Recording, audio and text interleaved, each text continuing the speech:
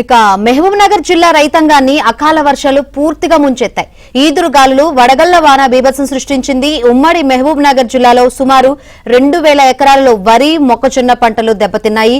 చేతికొచ్చిన పంట నేలకొరగడంతో రైతాంగం ఆవేదన వ్యక్తం చేస్తున్నారు. దీనిపై మరింత సమాచారం మా ప్రతినిధి బసవరాజ్ అందిస్తారు.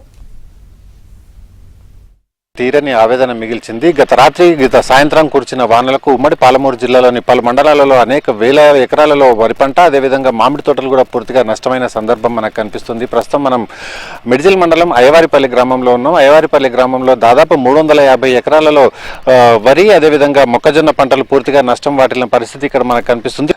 సార్ చెప్పండి, రాత్రి ఎప్పుడు వర్షం కురిసింది, అదేవిధంగా ఎంత నష్టం జరిగింది సార్? నిన్న సాయంత్రం 4:30 నుంచి 5:30 వరకు ఒక గంట సేపట్లోనే ఈ అకాల వర్షం పడి అయ్యవారిపల్లి గ్రామంలో దాదాపు ఒక 800 ఎకరాల వరకు చాలా నష్టం వాటిల్లింది. అందులో వరి, మొక్కజొన్న చాలా ఉంది. అసలు ఇట్లా చూతావంటే ఉడకంగా కంకికి గింజ లేకుండా ఉడక మొత్తం కింద రాలిపోయినాయి. ఇట్లాంటి జరగకూడదు. ఆ భగవంతుడు అనేది మా అయ్యవారిపల్లిని ఇలా ముంచడం చాలా బాధగా ఉంది. సార్ చెప్పండి, అంటే వరి సైను దాదాపు కోత దశకు వచ్చింది కదా, ఈ దశలో అంటే చాలా మటుకు కోతలు కూడా జరుగుతున్నాయి. మీ దగ్గర ఎందుకు ఆలస్యమైంది సార్? మరి నిన్నటి నుంచే మా ఊర్లో కోతలు మొదలైనవి. అయితే మేము కోతము అనుకొని ఓనికి మిషన్ దొరకక, ఇంకా కొంత తడి ఆరక, దిగబడి 4 వీళ్ళు బండి దొరకక కొంచెం ఆలస్యం కూడా అయింది. ఇంత దురదృష్టం ఇప్పుడు మాకు 70 ఏళ్ళు దాటినాయి. మేము ఏనాడు చూడలేదు.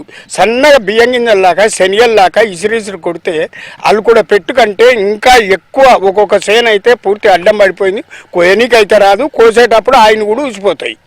కాబట్టి రైతులను ఎంత కష్టపడి నాటించినామంటే ఎంత ప్రతిదీ ప్రాబ్లమే, విత్తనాలు ప్రాబ్లమే, ఫెర్టిలైజర్ ప్రాబ్లమే, పెట్టుబడులు పెట్టి చివరి దశకు వచ్చిన తర్వాత మాకు ఈ పరిస్థితి ఏర్పడ్డది. దయచేసి ప్రత్యేకంగా అయ్యవారిపల్లి మీద శ్రద్ధ పెట్టి మాకు ప్రభుత్వం ఏమన్నా ఆర్థిక సాయం చేస్తే ఏమన్నా రైతులు ఆందోళన చెందకుండా చావకుండా బతుకుతారు. ఒకవేళ ఈ అప్పులు మొత్తం తీరకుండా అయ్యే పరిస్థితులు ఉంటే ఆత్మహత్యలే శరణ్యం. ఖచ్చితంగా ఇక్కడ అంటే తీరని ఆవేదన ఇక్కడ వీళ్ళ రైతులకు కనిపిస్తుంది. రైతులు కూడా చాలా మంది ఆవేదన వ్యక్తం చేస్తున్నారు. మీ ఎంత పొలం పోయింది, ఎన్ని ఎకరాలు వేస్తుంటే ఎంత పెట్టుబడి పెట్టారు? 1,50,000 పెట్టాం సార్, 3 ఎకరాలు. ఇప్పుడు ఏం లేదు సార్ అందులో. కోత ఎన్ని రోజులకు కోసేదండి? కోతను ఇప్పుడే కోస్తాం సార్, మిషన్లు లేక రాలేదు సార్. కొంత దిగబడుతుంది, కొంత దిగబడతలేదు, రాలేదని ఊకున్నాం సార్.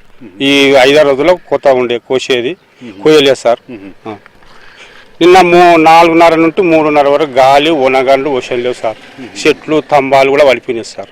ఊళ్ళో రాత్రి కూడా కరెంటు కూడా లేదు. ఇంకా ఎమ్మెల్యే